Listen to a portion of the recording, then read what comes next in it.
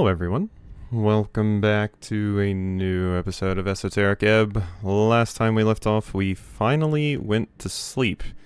And this is probably going to have to be a 30-minute episode today, just because I'm quite late to getting everything done. But we should be able to get an okay amount done. It might just be investigating everything in this room and talking to you, but we'll get it done. Pile of books on the topic of theology and history. Bless? Memorize bless. I was here this whole time, huh? Sprinkling of river water. Concentration up to 1 hour. Bless yourself with divine guidance. For the duration, you add 1d4 to all ability checks. 1d4, huh? That's pretty good. That's pretty good. Just extra on top for my ability checks is pretty cool. Okay. There are 3 books of interest in this pile. They appear worn and broken. Open Beyond Reads by Mariodoc Moonwatch. You open it, hoping for an interesting take on coastal travel. Instead, you are immediately met by a pop-up travel guide. Oh no. It's written by the famous freestrider Mariodoc Moonwatch, a trade prince of the Free Cities. The introduction is styled as a personal note to the reader. Moonwatch uses a very casual language to convince you of his expertise. It's also filled with freestrider propaganda. I can't read this shit. No, you cannot. This is trite. So, I should? Close it. Might be for the best. Close the tome. Put the book back on the pile. Humans, A Brief History. A history book by... What was SCH? Scholar Tim Alimican. Is marked as official goods of Bronze Banner University. It was printed here in Norvik on the last year of the Arcane Era 511. Bronze Banner University, the largest public scholarly facility in Norvik, supported by the state and often the location of political upheaval these days due to student protests. That is 28 years ago. I love history. Nonfiction is the best. I mean, I love history, but I also love fiction, so... I love history, though. I have to. I don't think it's the best. I think fiction and nonfiction history are equally fantastic, but... The book does not have an opinion. Skim through it. The first chapters regale the story of humans entering Jor, along with the various origins that have been discovered. Most humans who arrived in Old Dimenor came as dragon servants during the later stages of the Fade era. Although the book also goes into the modern refocus on attempting to avoid the clear anti-dragon biases that infused all historical documents on the topic. Ah, interesting. Humans were brought to Jor from various outer worlds as workers, fodder, soldiers, and worshippers. Some were made to live in glorified internment camps, some lived as loyal subjects in royal halls. Goes into the modern refocus on attempting to avoid the clear anti-dragon biases that infused all historical documents on the topic. I mean, this is an important thing to point out. I don't think you need to avoid the clear anti-dragon biases that infused all historical documents on the topic. I don't think you need to avoid the clear anti-dragon biases. You just need to call them out as what they are. They are biases. I mean, that's an important thing in all history books, is not like covering it up, you know? Like, you don't want to cover it up and avoid those things, because it's still an important thing to mention for the time period if there were biases or any sort of racism or anti-anyone's sentiments going on at the time, because that can help in, you know, explain the thoughts and processes and ideas and culture of everyone around that general period. So you can't just avoid it. I don't think that's what it's saying, but I felt the need to point that out. That, yeah, you want to specifically call it out, but you don't want to fall into the same trappings and just believe that, you know, all of that to be true. You have to look at it with a more modern eye. The stories of early human existence on Jor are as varied as those of today. We were slaves, yes, but each dragon was a different master. See, this is interesting. This is interesting.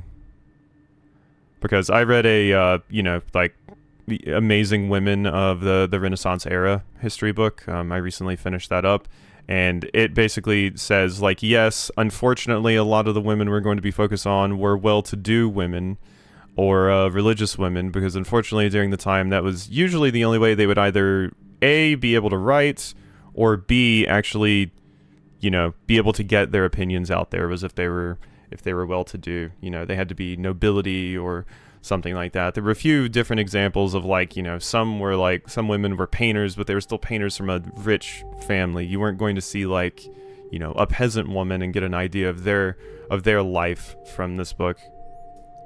So, yeah, it's interesting. And yeah, each dragon was a different master. It then spends a full chapter going over the draconic civil war during the Divine Era and the resulting rise of Dug Dulin Dim. Skip ahead.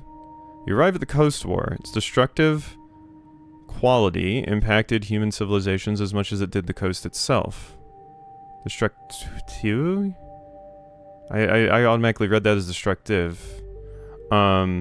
Impacted human civilizations as much as it did the coast itself. In short, as the Arcanists rose to ever greater power, humans journeyed into Old Dimenor during the Great Consolidation. An offer of power and wealth to all men, no matter your background, was attractive to say the least. At its end, approximately 90% of all humans were wiped out. Only a few clusters of offshoot communities survived the onslaught. The book contains a solemn list of those human cultures that were fully destroyed in various curses, void bombs, and intra-human genocides. Oh my god. Solemn list of all those, so much lost culture. The greatest tragedy throughout history. Stare at the list and move on. I mean, history's a long time. 90% of all humans nearly being wiped out is a terrible thing, but how do we know these very similar things didn't happen to other cultures? I mean, the snail people, as we learned, were completely wiped out from the Sphinx. So, the greatest tragedy throughout history is a very human-centric take. In its final chapters, the book switches topic to instead focus on the various humans who are still identified as unique phenotypes within the human folk type. Some smaller groups across the coast have no clear lineage to draconic slavery, but whether that is due to some other origin is unknown. Those who survived the Coast War. Check the chapter on the Landbois. Agrarian humans of Orgini. Many formed entire cities on the floating hills and are known for their shamanistic cultural practices and great primal spellcasters. They are described in the book as tall, having intermingled with the local giants, with either white or black hair, prominent nasal features, and a distinct tanned, freckled skin. Major portion of the Landbois were forcibly drafted during the late stage of the Coast War, and it destroyed their demographics, despite the war itself never reaching their far inland country. Interesting. I wonder if they were specifically targeted because they were seen as lesser, which would, you know, be incredibly fucked, but would unfortunately be accurate to human history as far as the real world goes. Yeah, forcibly drafted. Yeah, and it destroyed their demographics. Today, they're slowly recovering and on the fence between industrialization or keeping to their agrarian roots. Interesting. Yanzu. Known as the greatest human warriors of the Fade era, these humans were known to inhabit both Divinitorum and parts of northern Ascani during their service to the Red Dragon Isuth. Okay, we've heard that name before. Also known as Men of Fire and River. Although the book laments the lost spelling of their original name, which seems to originate in the same tongue as the owl folk of Divinitorum. Okay. Divinitorum, one of 8 bands along the coast, is an askew plain, a slope growing into the sacred wasteland, home of celestials, birdfolk, and originally halflings, as well as the scars of divine warfare. During the Great Consolidation, all these humans either left their original homes or were forced out by celestials, dwarves, elves, trolls, and more. So this is when we got all the humans to come together. They are described in the book as short and dark-haired, with various skin hues. Historical documents seem to indicate that those of Fire and those of River were 2 entirely separate people who had been clumped together over time, due to their similar facial features, although records indicate the 2 might come from entirely different origin worlds. Earthfolk. Pale, generally brown-haired and tall humans, whom the book makes clear were a very tiny minority among the many people of Old Dimenor. They originally appeared to have served a dragon named Bellum. Bellum? I'm like, where have I recognized the name Bellum before? There's Beldum, the Pokemon. There's Bedlam, the word, and also the name of the really mean short Shadow Siren in Thousand Year Door. There's something else too, but no historical sources exist of that name, beyond the oral traditions of the tribe itself. So yeah, Earthfolk were a very tiny minority, and they seem to have, like, immense power now. The only thing that makes the Earthfolk unique is their expertise on shipbuilding, and their choice to flee their homeland before a curse bomb ruined it forever. So they just left on a ship, probably. These people then went west and conquered Ascani thanks to their god Earth, which the book does not go into detail about and instead points towards many other sources. Interesting. So they were just conquerors. They just left their place and then went and conquered Ascani. They were bombed out of their region and then just went and did conquering. Today, Earthfolk account to around a quarter of the entire human population on Jor. Without Earth, we would have been another name on that list of lost human cultures. It sounds like more so it would have been without your ability to make ships, because it seems like you fled and your shipbuilding, I'm guessing, is what allowed you to get away. Check the chapter on the Abalindi. Sometimes called the Blades of Blood City Bay, these humans lived across the White Plains and sands deep inland in Fell Tyre. They are rare to find along the coast, and are described as similar looking to the people of the mountain, dark-skinned and stout with clear red eyes and broad noses.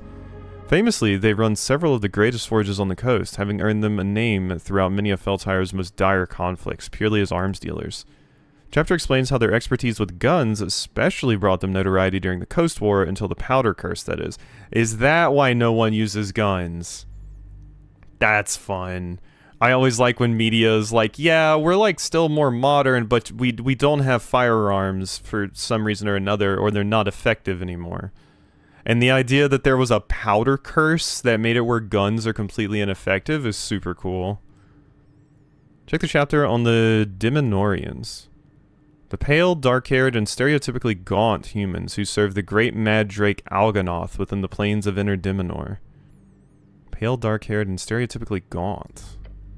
They spawned many of the original Arcanists and make up a large portion of the surviving Reedsian human population. Tawalona? A small religious people who thrive within the heartlands of Heishi. They are sometimes called the Great Human Hunters. While few in number due to their constant struggle against demonic forces, as all people of Heishi are prone to do, the Tawalana live within a sacred spire on the eastern Grand Mesa. They are described as tanned, tall, and famously naturally attuned with primal forces. Some compare them with the agrarian Lanboar, but sources indicate they are very different in both origin and cultural practices. They do not struggle with demons. Demons struggle with them. Whoa, that's sick. What a sick line. Thank you, Constitution. Check the chapter on the people of the mountain. These are the followers of the Golden Horde, a vast group of humans who live upon the Holy Mountain. While secretive, they have become less isolated during the last few decades of celestial expansion, and can today be found on rare occasions in various cities across the coast. They are described as dark-skinned, with black or white hair, and eyes that indicate their positions of hierarchy among their kind. No pupils means they are an attendant, glowing eyes means a gate lord, and dark eyes indicate they hold a lower placement upon the slope. Interesting. A lot of white hair, which is not one I see commonly, except in like anime. Check the chapter on the Certs. Typically stout and red-haired humans who serve the great Tissereldanor in western Dimenor. Most famously, both Callum Dimenori and Dugdulan Dim originate from this culture. The book also mentions that this phenotype could be found in most surviving human populations along the coast today due to their prominence in the early Arcane era. Check the chapter on the Japanese, just all of these fantasy ones, then we just have the Japanese. They're just here. An almost mythical human peoples of the secretive realm of Yim, the so-called Japanese, have been a popular topic of fiction since their discovery in the early mid-Arcane era. Japanese, the mysterious human people of Yim, live in an isolated kingdom upon great plateaus deep inland. Interesting. Secretive Realm of Yim. Interesting. I mean, is this just like straight up like poking fun / laughing at like in so many RPGs and things? There's the Eastern country that they don't say is like, you know, Asia, but it usually is, and more often than not, especially in like JRPGs and stuff, it's very much, you know, Japan. Like Dark Souls has it. Plenty of games have it where it's just like, yeah, there's all these like European medieval countries, but then there's one that's like, yes, they use katana and all of these things. So it is potentially poking fun at that it's almost always in, like, even RuneScape has this, which is very, very, very much like a fantasy European medieval style setting, but then they still have like an Eastern lands that have these things and stuff. It's just funny. The book explains how rare it is to see one of their fabled ambassadors travel across the coast, but so far, due to the magically isolated nature of their kingdom, not much is known of their nature. Yep, they're just mythical. Okay, you put the books back in the pile. Apparently this is just the reading episode, so, I hope people enjoy their podcast. Been Earth Toll and Founders. You find that the book has been unfortunately ruined by moisture at some point, but some of it is still readable. Not like you don't already know the story by heart. Skim through the ruined pages. General gist you get is, Earth is born in old Dimenor. He saves his people from a curse bomb. Yeah, okay, so yeah, we learned about this earlier. They flee their ruined land to Ascani. Earth, with his brother Toll, and a long list of helpers, including dwarves and many others, destroy the evil troll empire and conquer their city. Now, yeah, we do have to look at this, like, can we trust the narrator or the writer here? Were the trolls actually evil, or did we just come in and kill them and say they were evil to warrant us wiping them out, basically, and conquering them? There's a mention of Borgo Daro, the first paladin of Earth, with a quick summary of his life. He founded the Earth Guard. He began the illustrious bloodline of House Daro. He was known for his vow to never succumb to any wounds in battle, and ironically, he died of a heart attack at age 40. You can also spot the name Kron on one page, talking about the Goblin Warrior's service to Earth, how he joined during the Goblin Wars. Considering how it does not mention any Goblin genocide, and is most likely a very old book. Yeah, he was known for his vow to never succumb. You can also spot the name Kron, talking about the Goblin Warrior's service to Earth, how he joined during the Goblin Wars. Yeah, we heard about Kron at one point, I remember. Who joined Earth, but yeah, apparently the goblins were genocided as well. Yeah, don't like the Earth folk. Not a lot of good history associated with the Earth folk. That's the first half. The second half is all about how they built Norvik. Though you can't see when the book was published due to the immense damage on the paper, you do notice how it ends, not with Earth's death, but with the leaving of Toll. No one knows for sure why, but Toll ended up leaving to go on an expedition to the Endless Wastes, far inland. And he never returned. Close the tome. Done here, I think. Okay, that was a lot of interesting lore and things, especially finding out about all the different types of humans that are in this world. I also suppose you're a celestial. So, it kind of reminds me of, like, in, Pillars of Eternity, the Godborn, I want to say they are. They're, like, humans or mortals with, like, godlike features. I actually know, they're just called godlike. Straight up. Polygina is one, if I remember correctly. A chest high up above, out of reach. I can't reach that. Can you fly and get it for me, maybe? Is that what your ability is going to be? Glorious Shrine to the one and only Earth. Prepare spells. I might actually want to do that. So, I have my cantrips. Bless. Honestly, I'm wondering if I just take Charm Person off. I'm not really using it. Maybe take off Cure Wounds as well. Grease, I feel like, might be useful. I'm gonna keep Grease on. Shield of Faith. Speak with Animals I want on. Prayer of Healing I want on. So it's between Charm Person... wait, where's my... Oh, wait, I do have Bless. So, it's between Charm Person, Cure Wounds, Inflict Wounds, and Shield of Faith. Melee spell attack against a creature on hit. The target takes 3d10 necrotic damage. That would be good to put on, like... It must make a wisdom saving throw, but does so with the advantage if you're... Does so with advantage if you or your companions are fighting it. If it fails the saving throw, it is charmed by you until the spell ends or until your companions do any harm to it. The charmed creature regards you as a friendly acquaintance. When the spell ends, the creature knows it was charmed by you. Or just cure wounds. I think Charm Person is the most useful to have on while I'm just walking around. Quite frankly. Alright. Hello. Copper calendar. On the wall you see a classic copper calendar.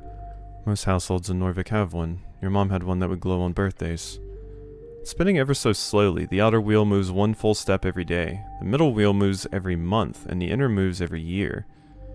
This one seems special. It keeps track of both the seasons of Askan, Reeds, and Vorgani, as well as all major Earthfolk holidays. What day is it? The outer wheel tells you it's March 23rd. When's the election? 4 days. What's the current month? Calendar's middle wheel is showing March. That's the 3rd month! It is. Well done. That means it's still winter in Askan. Yet the weather is incredibly fair. It has been this way most of your life, but it apparently did not used to work like this. Wow, we even have climate change here? The weather is incredibly fair. Back in the day in the previous era, seasons changed upon their designated days and not a moment before. What apparently caused quite the whiplash. Interesting. So they just immediately changed. What year? Inner wheel is still in the very piece of copper saying 27 post-war. It's only been 27 years since the war? It has always been easy to keep track of how old you are thanks to that. Interesting. Who decides when a new era begins? Sure. Magically attuned items and timekeeping spells will keep time in regards to the eras. Eras which shift for reasons beyond anyone's understanding. Anyone but yours, most likely. So one day all the timekeeping spells will just magically shift to show a new era? Yes. Cool. It is. Since the era is just as old as I am, does that mean I'm the chosen one? Oh my god, I'm older than my main character? Shit, that doesn't feel good. Since the era is just as old as I am, does that mean I'm the chosen one? No. It's entirely an unremarkable coincidence. Maybe in your heart. Who decides on the names? The eras have no objective names. They are chosen by each culture differently. In Norvik, the common era type is to simply follow the Reedsian common structure, which is Gate Era, 3,000 years, Fate Era, 100 years, Divine Era, 379, Arcane Era, 511, Post-War Era, 27 years ongoing. Post-War Era. The 5th and current era, only 27 years in, but often seen as an era of mending after the brutal Coast War. Many suggest it will be an era of ideologies, a struggle to determine the next dominant force on the coast. Gate Era was the earliest era, right? Yes, from the creation of the coast by Jor to the closing of the gates at the end of the Gate War. Fate Era was the time when all the ancient creatures died, right? More or less. It was the era when the powerful creatures, trapped after the gates shut, struggled for dominion while losing connection with their outer gods. Yeah, so... The Sphinx is one of those creatures. That's why you said more or less. So I'm imagining there's still dragons too. This was an era of giants, genies, dragons, and great aberrations. So they're gone now. Vine Era is a short one. That's the feudal era, right? Indeed. While short in comparison, almost 4 centuries is a long time in terms of great change. This was when mortal, walking gods ruled the coast.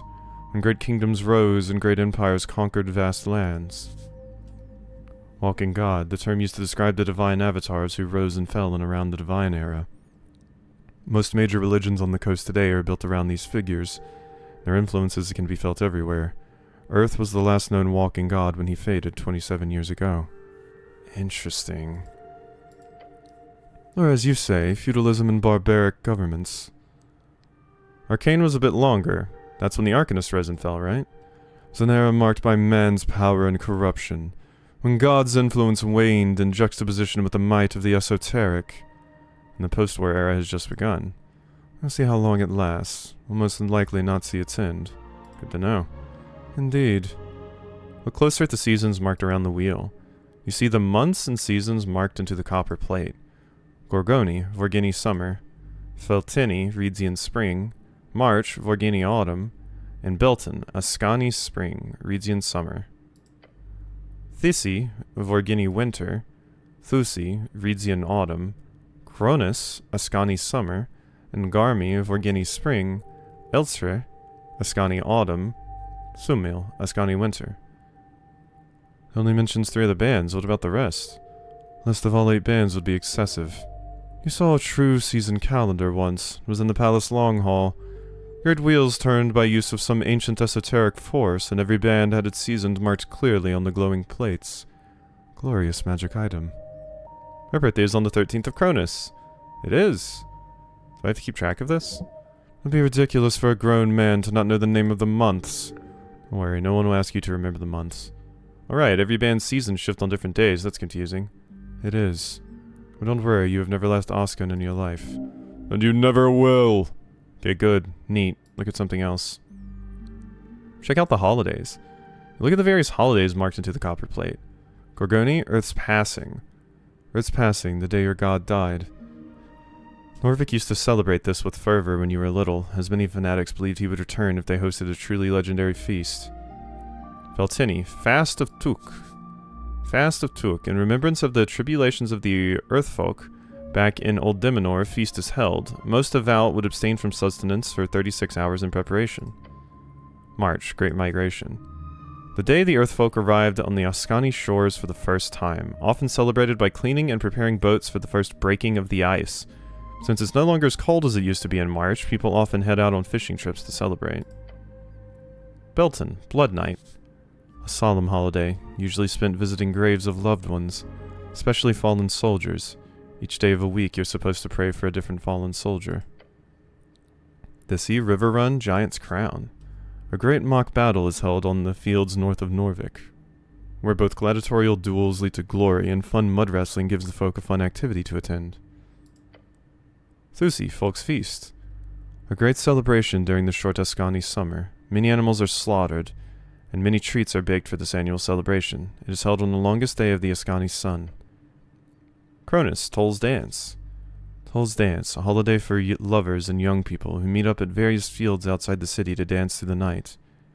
You were never invited to one. Oh, it's like the Flower Festival in Stardew.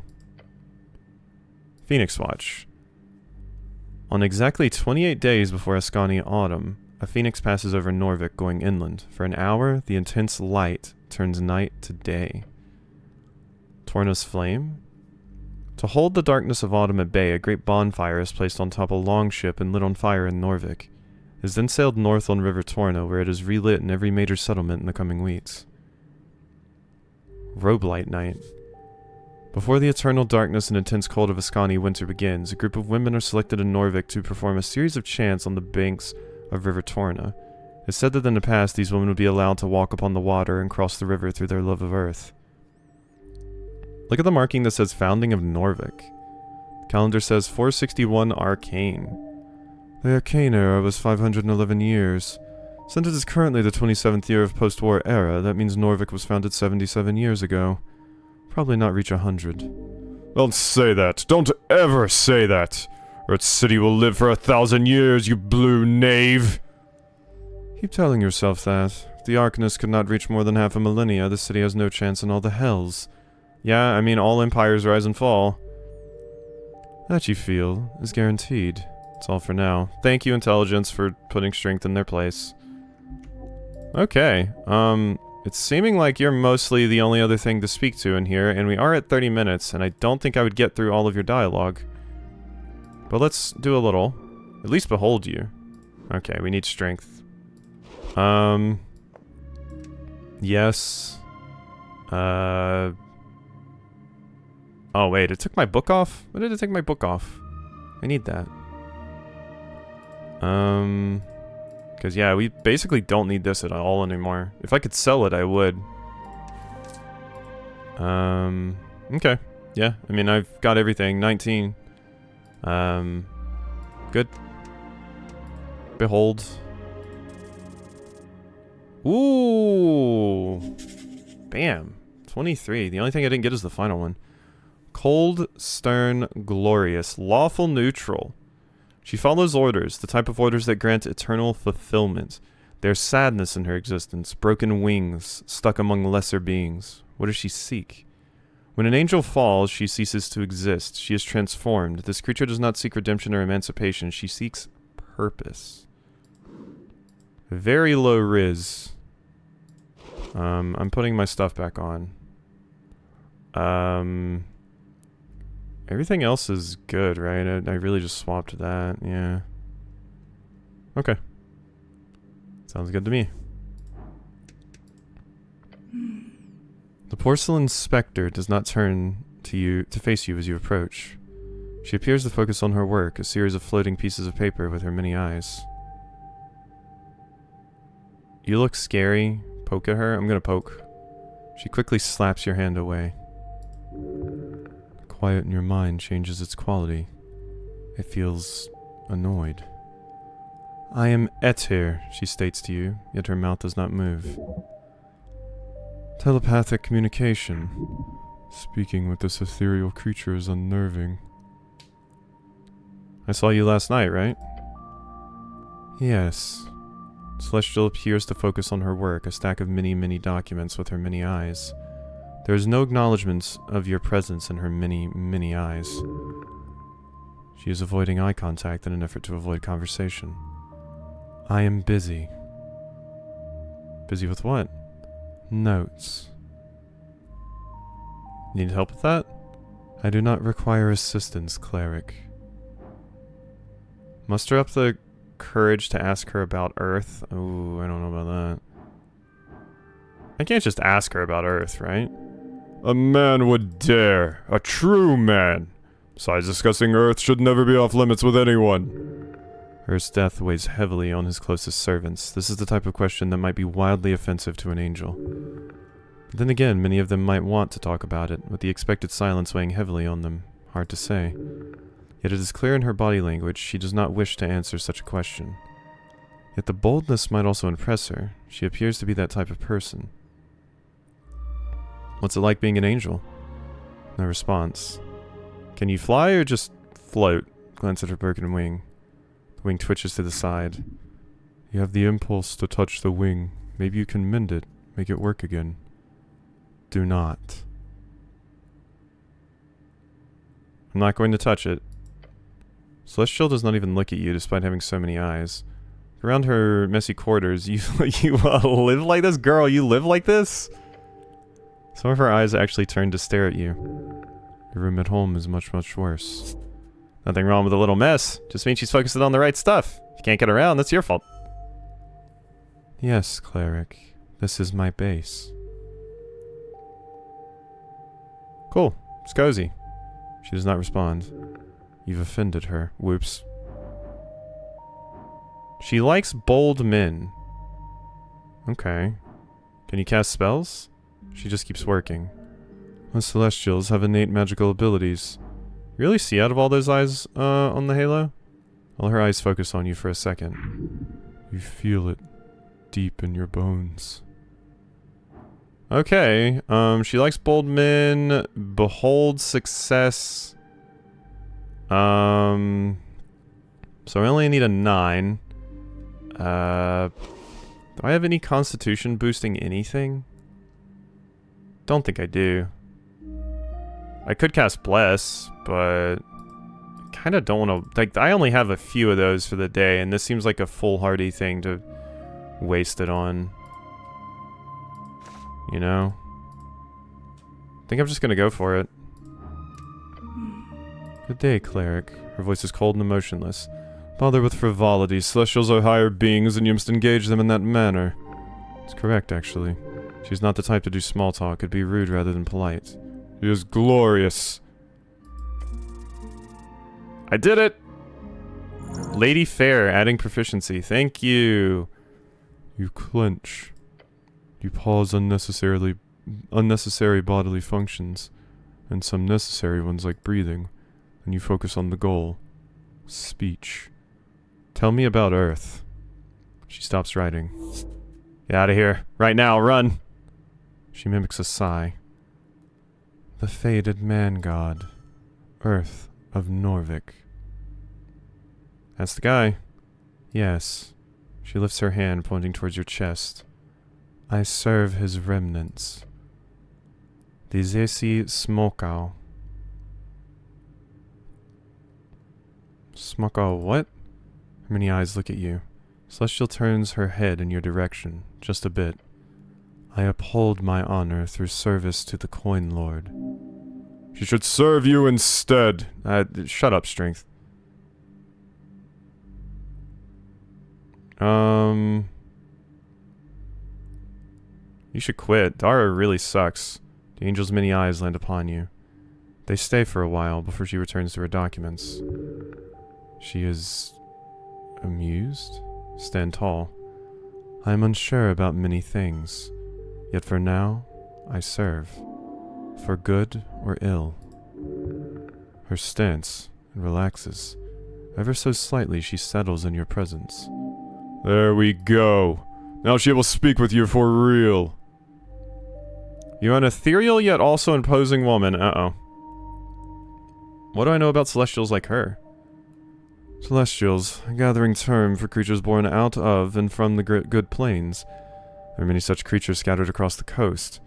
The only major civilization of celestials is located in Divinitorum, the Golden Horde. I should keep talking to her.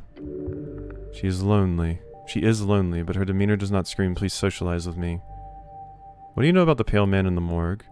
She closes the book floating before her. Avoid that creature. There is darkness there. Her halo spins erratically for a moment. I have been told to not interfere, both with the mortician and his helpers. Something is certainly off about him. Helpers? Mercenaries, creatures who roam below. Dark spirits. They are unofficially sanctioned. None opposes their presence, for Viskin keeps them in line. Do not engage them unless forced. Did he have something to do with the tea shop? Not likely. Why? Viskin has been a presence here for almost 4 decades, to my knowledge. During all this time, he has never caused any issues. Beyond that, Viskin is also in tight cooperation with the Halfway Bridge tribe. Since they are the main drivers in this investigation, it would be strange if Viskin was behind it. Although if you find any evidence towards his involvement, let me know. Should I keep an eye on him? If you wish, I suggest not engaging. Don't. You'll just get in trouble. What is he? At best, he is a weak arcanist. At worst, he is a powerful arcanist. True arcanist would be fascinating. It is not impossible to imagine. Seems like such a normal guy. No, that's not true. Okay, good info. She opens her book. Not engage, that is my advice. What do you think about the goblins? What information do you require? How are they, as a people, here on Tolstad? Weak-willed and powerless as individuals.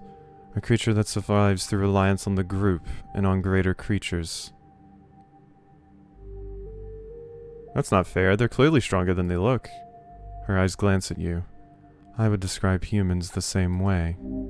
She's calling you weak? Not okay.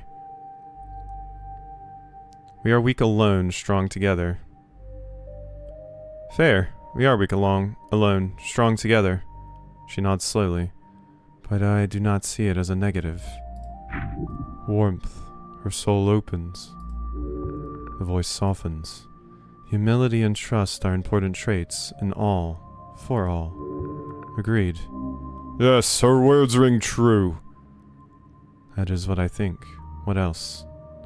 Can I trust their chieftain? Lady Sageleaf is a powerful creature. Do not trifle with her, or her pawns. Her behavior is clear and highly acceptable. However, she does meddle in dark actions when needed. She looks at you for a few seconds. Perform your duties and leave. That is my advice. What do goblins do here, just in general? The goblins perform manual labor such as militia duty, construction, various public services, mail delivery, and manning many defensive perimeters in the city below. Over the last decade, they have taken up near all such posts on Tolstad. They are also overrepresented in crime statistics, and are several times more likely to join and form crime syndicates than the general human or dwarven populace all across the city.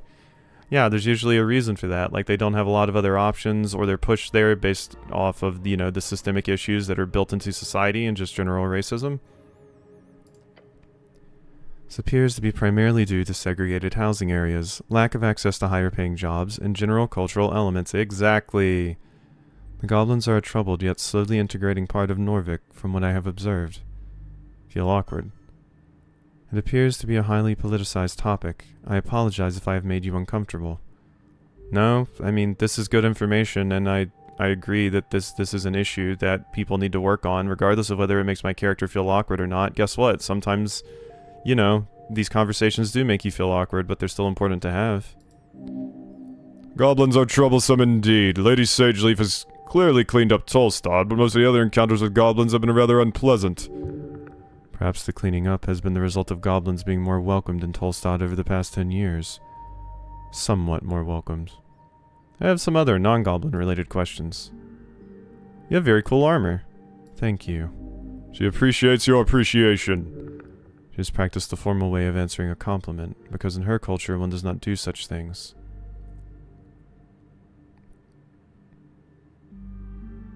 No, thank you. She just keeps working. Do you sit here all day, or what? No, cleric. What do you do then? When the Coin Lord does not require my services, I attend to the archives, from dawn till dusk, normally. Then I perform a patrol, as is described in my service contract. Service contract, a written declaration of an oath, often used when those involved don't have a trusted deity or higher power to swear on. A good service to the city. You stay here all day, and then you go out all night? Yes, I work, cleric. Her kind does not require sleep. I mean, can't they have hobbies? I mean, this might be your hobby, but can I come with on your patrol? No, cleric. You are unable to fly, and I am unable to carry you. Her carrying you? The thought immediately causes you to stir. What, you don't want uppies from the badass muscle mommy? What's wrong with you, Strength? Grow up. Sounds contemptible? Yes. Those feelings are very human. My service is to the Coin Lord. She is bound by duty, but where does her heart lie? Truly great woman, commendable to the utmost level. Will you join my party? You seem like a strong companion. No. I am busy, cleric. Good.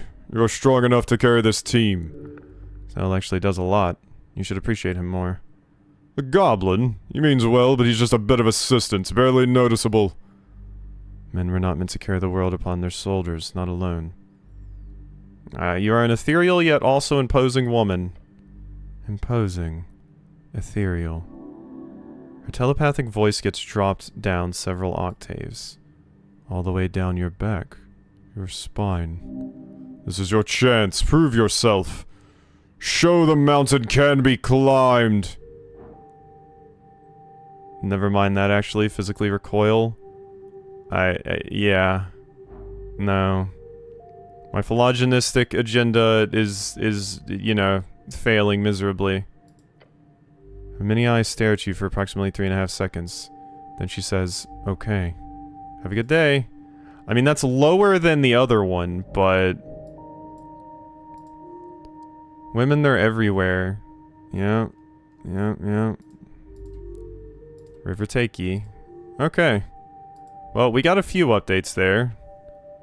A handful, I would say. I still want to get this, but I can't. If I had Snell, could I, like, you know, tell Snell to get on my shoulders and grab it? Be nice.